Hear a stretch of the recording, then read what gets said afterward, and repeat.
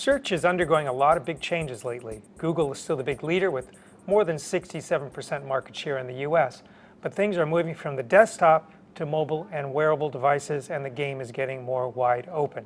Now, Google just announced that Google Now, its voice search, would be available on Apple's iOS. I'm Dan Farber, and I'm joined by Seth Rosenblatt, who covers this subject matter for CNET. So what is the significance of Google Now coming to iOS? Sure. Well, Google Now is a predictive search and a voice recognition app.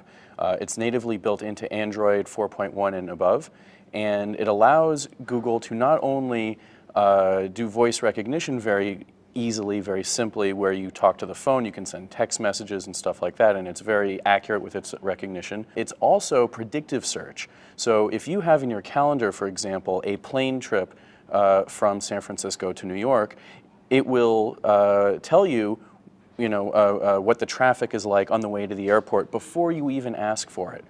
In New York, it will have hotels listed if you don't have one built into your calendar. If you're into sports, it will recognize that you are in San Francisco and it will pull in Giants scores or the 49ers scores. So basically, where do you think Google Now, Siri, there's another one, Sherpa, that came out of Latin America, where are these all heading? Because you don't see a lot of people talking to their desktops, you don't see a lot of people necessarily talking to their phones at this point. Sure. Well, I think one of the very interesting developments that's going on is with Google Glass. The ability for Google and these other services to recognize what you say as you're speaking with very little lag time means that devices where you're no longer holding it in your hand, where it's something that's just worn on your clothing or worn on your face, I think is a real game changer.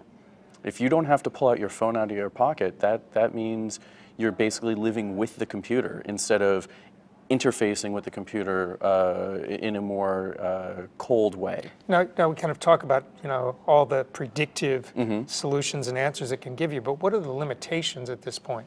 Well, at this point, Google would say that the limitations, I think, are fairly significant.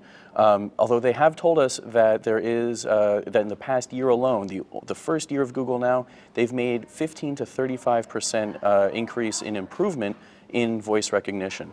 So they clearly see the glass as not even being anywhere near half full. And they are clearly going full speed ahead with this. It's also very notable that Larry Page last week in their earnings call brought up the fact that Google Now is a big thing for them.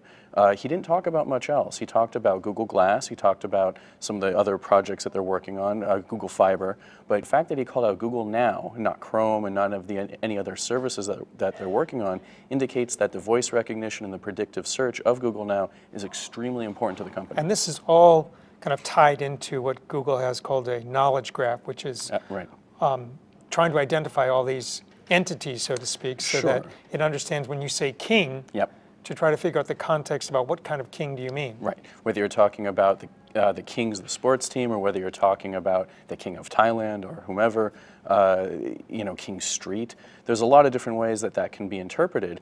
Another big problem that they're wrestling with is accents. The ability for the knowledge graph to recognize what you're saying and what that means when you're speaking with a different inflection than what could be described as standard American English. So the glass is half full. I think Google would say the glass isn't even anywhere near half full. And what about Siri, just to finish up? Sure. Well, what Apple's doing with Siri is slightly different. So far, it's pretty much limited just to voice recognition. But it does have different integration with the phone, where you can jostle the phone and get Siri to activate. You can also just say, hey Siri, and Siri will activate. So that kind of technology Google hasn't yet put directly into its Android systems, but honestly, if they announce that in a few weeks at Google I/O, I wouldn't be surprised. Well, great. Thanks, Seth. Thank you, Dan. For CNET, I'm Dan Farber. Thanks for watching.